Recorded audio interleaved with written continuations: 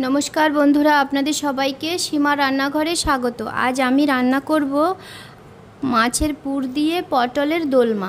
तो माछेर पुर दिए पटलेर दोलमा बानाबार जोन्नो आमी एखाने निये नियेछि 300 ग्राम पटल। और देखुन पटलगुलोके आमी एइभावे छाड़िए उपरटा छाड़िए भेतरेर बीजगुलो समस्त बेर करे नियेछि। और काँटा चामच दिए आमी समस्त पटलगुलोर गाये आमी एइभावे फुटो करे करे नियेछि যাতে করে সেগুলো পটলের ভেতরে যেতে পারে সেই জন্য। তো চলুন আমি আপনাদের একটা পটলকে কেটে দেখিয়ে দিই কিভাবে পটলটা কাটতে হবে। তো এইভাবে পটলের প্রথমে উপরের পাতলা খোলাটাকে ছাড়িয়ে নিতে হবে। এই যে এইভাবে পরিষ্কার করে ছাড়িয়ে নিতে হবে। তো ছাড়িয়ে নেওয়া হয়ে গেছে। আমি একটা সাইডকে খুব ছোট করে কাটবো আর একটা সাইড একটু বড় করে কাটবো। কাটা হয়ে গেছে। এবারে কি করব, একটা চামচের পেছন দিকে দিয়ে এইভাবে চামচটাকে ঘুরিয়ে দেব, দিয়ে এইভাবে ওর ভেতরে পটলের ভেতরে যে বীজের অংশটা আছে সেটা এইভাবে বের করে নেব। বের করে নিয়েছি। এখন দেখুন ভেতরটা একদম ফাঁকা হয়ে গেছে। এবারে আমি কি করব, একটা ওই কাঁটা চামচের কাঁটাগুলো দিয়ে এইভাবে গোটা পটলের গায়ে ছিদ্র করে দেব।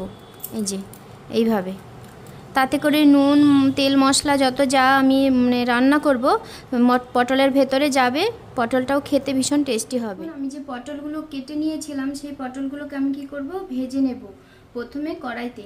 তো তার জন্য একটা কড়াই বসিয়ে দিয়েছি উনুনে আর তেল বসিয়ে দিয়েছি, তেলটাও গরম হয়ে গেছে।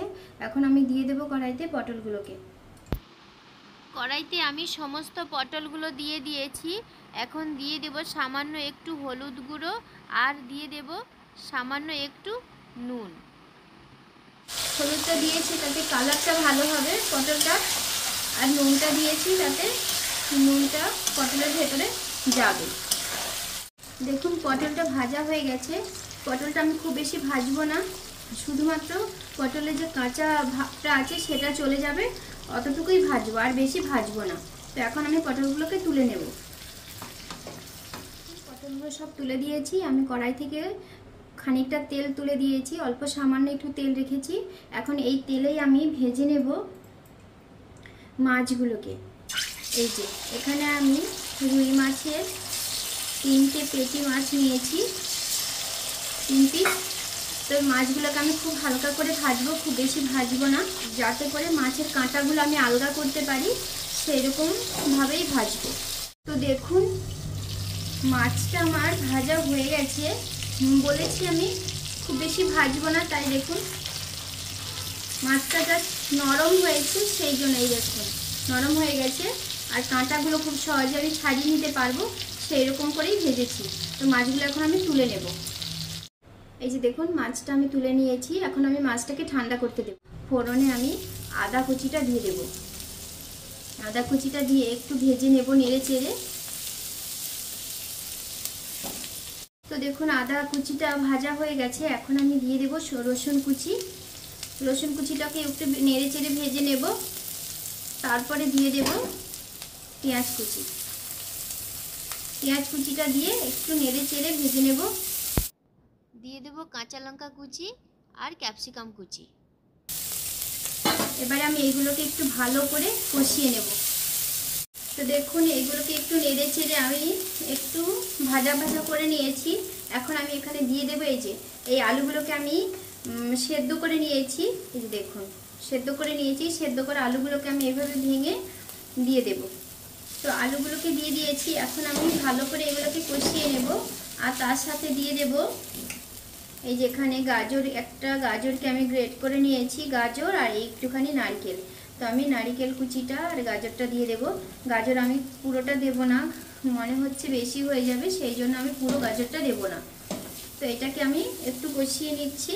দিয়ে দিচ্ছি একটু হলুদ গুঁড়ো, দিয়ে দেব স্বাদ মতো নুন। তো এইগুলো দিয়ে আমি এটাকে ভালো করে একটু কষিয়ে নেব। এই যে দেখুন আমি তেল দিয়ে দিচ্ছি, তেলটা দিয়ে দিলাম। তেলটা দিয়ে আমি আর একটু নাড়াচাড়া করব। করে এখন আমি দিয়ে দেব একটু জিরে বাটা আর দিয়ে দেব একটু সামান্য ধনে বাটা। গোটা ধনেকে আমি বেটে নিয়েছি, গোটা জিরেকেও আমি বেটে নিয়েছি। এই বাটা মশলাটা দিয়ে এইবারে আমি এগুলোকে নেড়ে চেড়ে একটু কষিয়ে নেব। আমি এখন এই পুরটায় সামান্য একটু জল দিয়ে দেব। কারণ গাজর আর ক্যাপসিকাম যা যা আছে সমস্ত কিছু সেদ্ধ হবে, তাই আমি একটু ঢাকা চাপা দিয়ে মাছের কাঁটাগুলো ছাড়াবো। আমি এখানে নিয়ে নিয়েছি, মাছগুলো ঠান্ডা হয়ে গেছে। এখন মাছের কাঁটাগুলোকে আমি ছাড়িয়ে নেব। এই যে এইভাবে আমি মাছগুলোকে হালকা করে ভেজেছি। আপনারা যদি না ভাজেন, নাও ভাজতে পারেন, নুন হলুদ দিয়ে আপনারা সেদ্ধও করে নিতে পারেন। এইভাবে আমি মাছের কাঁটাগুলোকে সমস্ত ছাড়িয়ে নিই। তো এই যে দেখুন, আমি মাছগুলোকে সমস্ত কাঁটা ছাড়িয়ে রেডি করে নিয়েছি। এখন আমি এগুলোকে সেই পুরের মধ্যে দিয়ে দেব। কি অবস্থা হয়েছে, এই তো কত সুন্দর রেডি হয়ে গেছে পুরটা, যে একদম সমস্ত কিছু সেদ্ধ হয়ে নরম হয়ে গেছে। এইগুলোকে এবার আরেকটু আমি গ্যাসের ফ্লেমটা বাড়িয়ে দিয়ে আর একটু নাড়াচাড়া করব। এতে এখন দিয়ে দেবো এই যে কাঁটা ছাড়ানো মাছগুলোকে, দিয়ে এটাকে আমি আরও 5-6 মিনিট ধরে এটাকে ভালো করে রান্না করব। এই দেখুন একটা কাঁটা রয়ে গেছে। তো এই যে দেখুন আমার মাছের পটলের পুরটা রেডি হয়ে গেছে। এখন এটাকে নামিয়ে দেব। যে পুর রেডি হয়ে গেছে। আর আপনারা বুঝবেন কি করে পুরটা হয়ে গেছে কিনা, যখনই দেখবেন যে এইরকম আঠালো একটা ভাব এসে গেছে এই পুরটাতে, তখনই বুঝতে পারবেন যে হয়ে গেছে, পুরটা রেডি হয়ে গেছে। এখন এটাকে নামিয়ে দেব, ঠান্ডা করতে দেব নামিয়ে।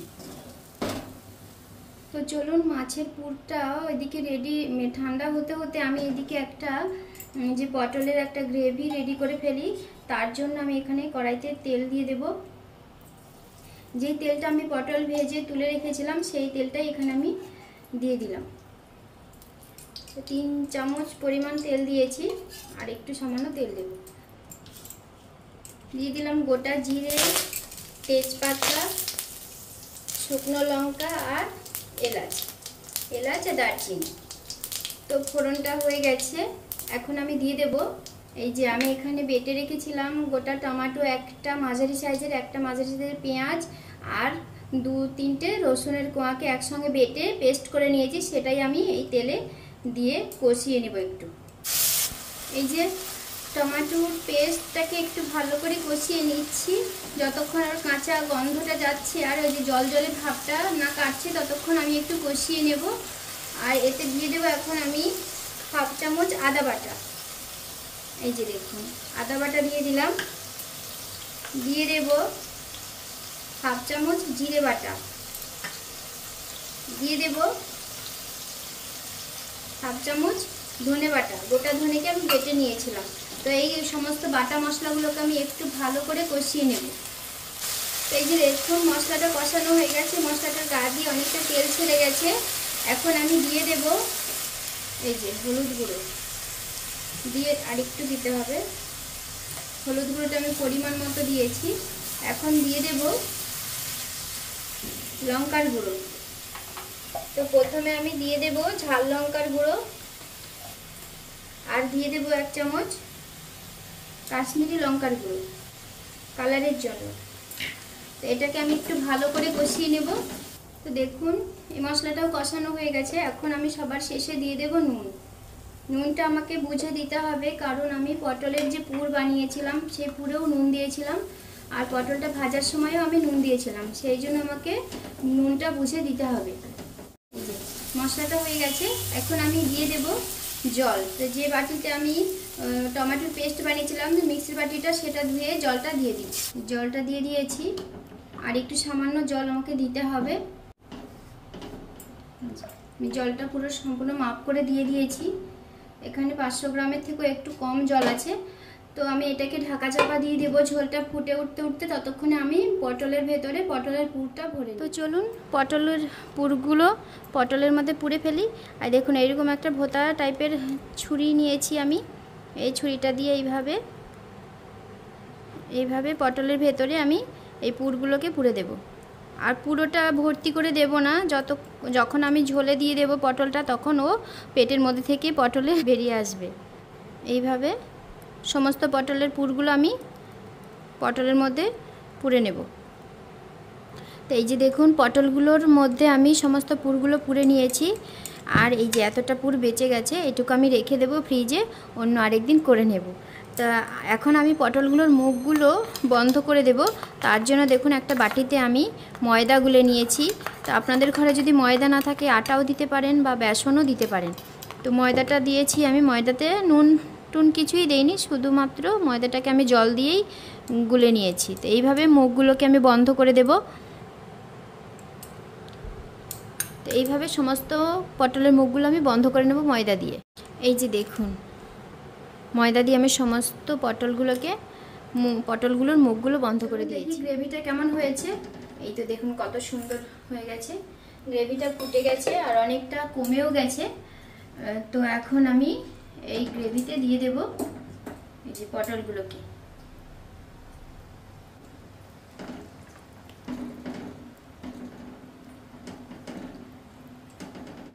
তো চলুন দেখি পটলটা কেমন হয়েছে। আমি পটল দিয়ে দেবার পরে 5-7 মিনিট ঢাকা চাপা দিয়ে রান্না করেছি।